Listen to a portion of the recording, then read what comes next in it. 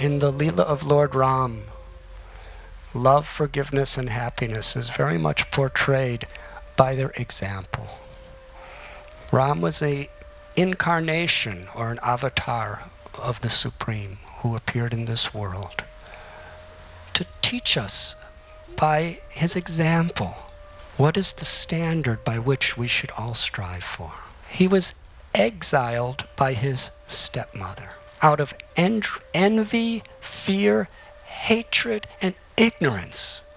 She manipulated the situation in such a way that Ram, who was supposed to be coronated as the next king the next day, was exiled to live in the forest for 14 years.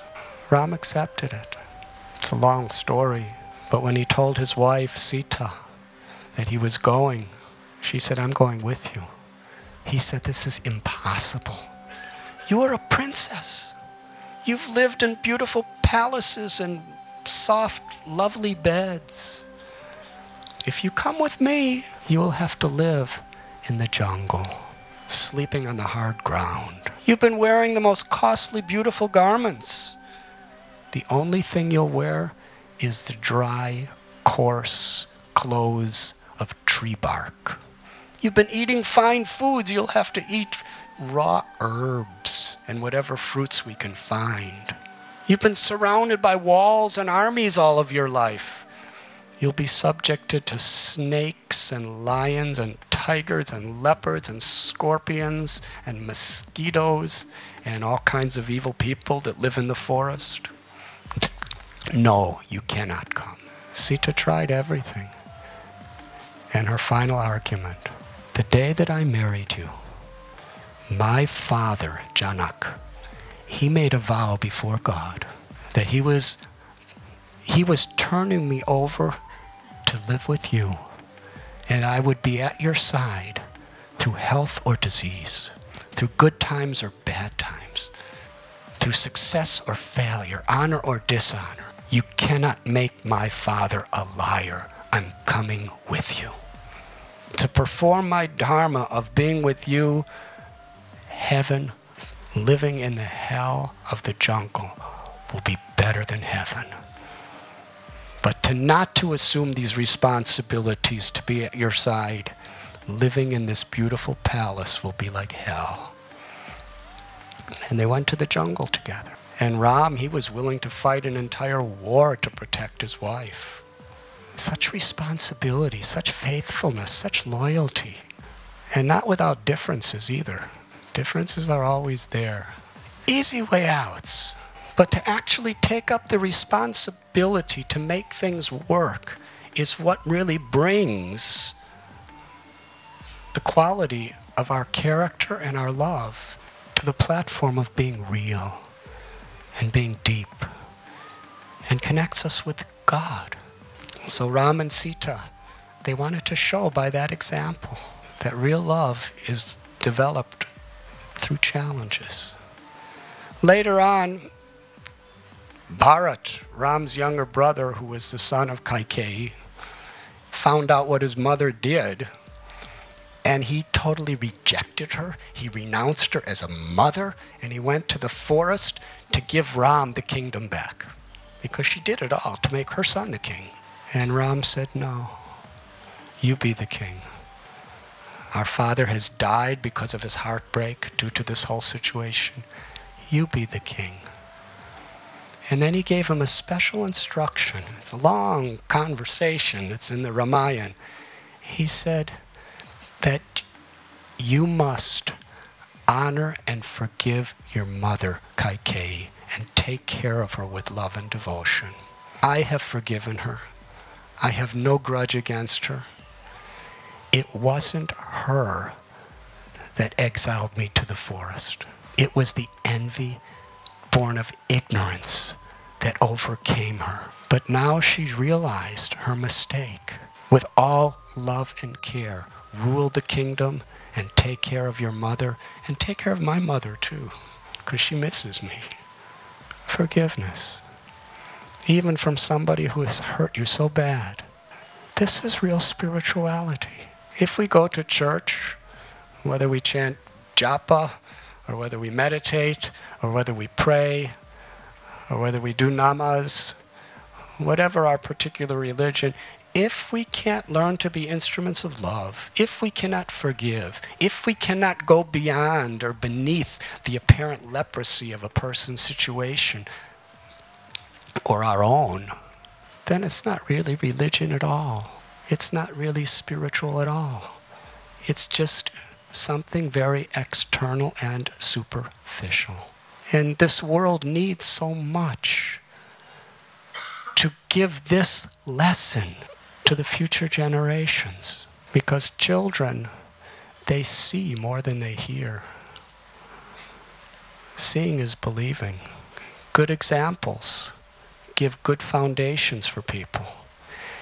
You know, sometimes mothers and fathers leave a lot of money for children, and then they become enemies fighting over it. It's just a natural thing. It happens everywhere in the world. It's happened throughout history.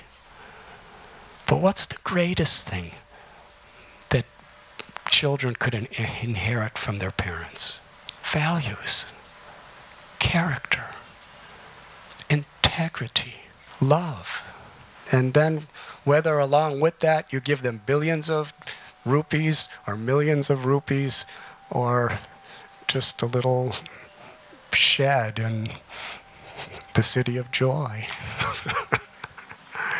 You leave an inheritance of real wealth for the children. And this is something beautiful. Nitya Siddha. Krishna prema sajya kabunoi suravanadi sudichiti koriyayudoi. This chanting of God's names, this living a spiritually oriented life of seva, unselfish service, is the greatest wealth in the world because it cleanses the heart. It awakens our love for God and empowers us to be instruments of that love, to actually make real change and transformation in ourselves, our family, our nation, and the world. And these are some of the beautiful messages that I learned from the great land of India, from the most incredible people of India. There's all sorts of people in India, but some of the most beautiful people I've ever met.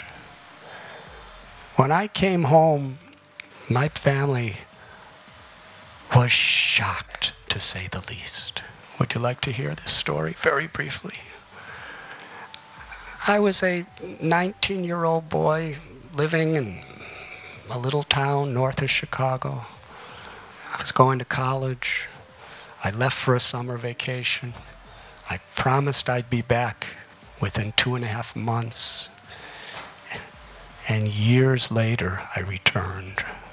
And when I returned, they didn't know what to expect, because they were getting letters from the Himalayas where I was writing every month or so, I'm living in a cave, and I'm studying the monkeys and the snakes and the leopards. And I thought they're going to think I'm so cool. But they thought I was completely insane. And they worried like anything. I came home a hardcore ascetic from a tradition they could not understand. And I can tell you something. Their way of life was totally different than my own. When I saw them sitting in their couches and watching television, and I said, "What are you doing?" I was sleeping outside. But they tried to love and understand me despite the differences, and I tried to love and understand them despite the differences. And they forgave me, and I forgave them, because we were trying to unite on this higher principle. And I can tell you, and my parents will tell you, if we didn't go through that, we could not be a fraction of what we are today as far as the respect, the honor, and the love we have for each other. My parents were Jewish. When my mother passed away, I had nothing to do with the decision, but my family, they did something that never ever happened in the history of our family, as long as we know. They decided to cremate my mother and give the ashes to me to bring to India, because their trips to India and meeting the most beautiful people they ever met in their world, in their lives, and they had so many friends. The culture, the traditions, the values, it was so beautiful to them. My family said, this is what your mother wants, and this is what we want. Take her ashes to India. And I did. They asked me to give the speech for her, the eulogy at her funeral, in a Jewish funeral home.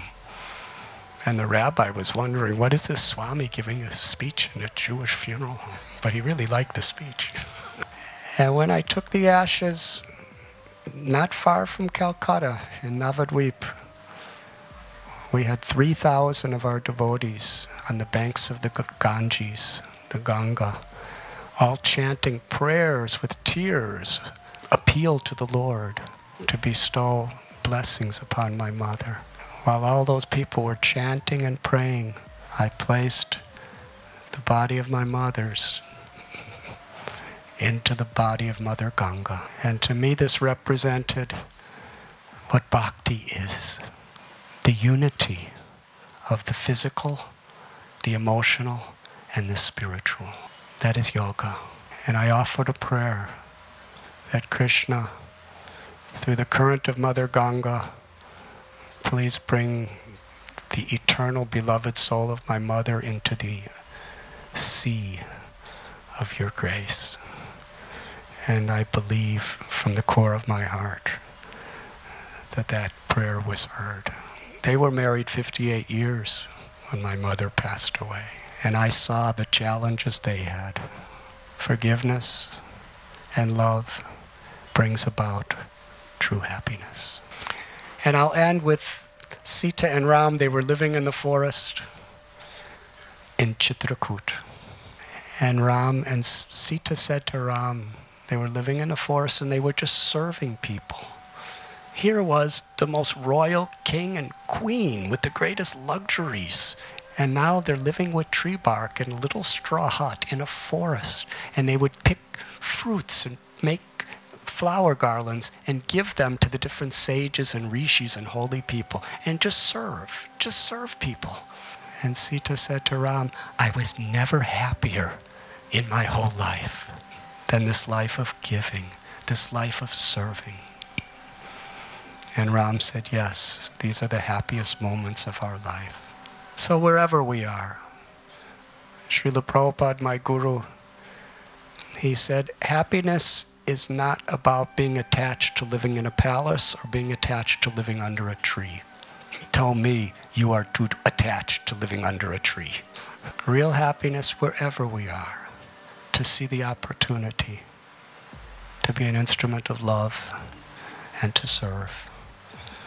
And Dominique gave this beautiful story which touched our hearts because it's the story of the wealth of giving, the wealth of humbling ourselves to recognize that God's love is the most precious thing in all of creation.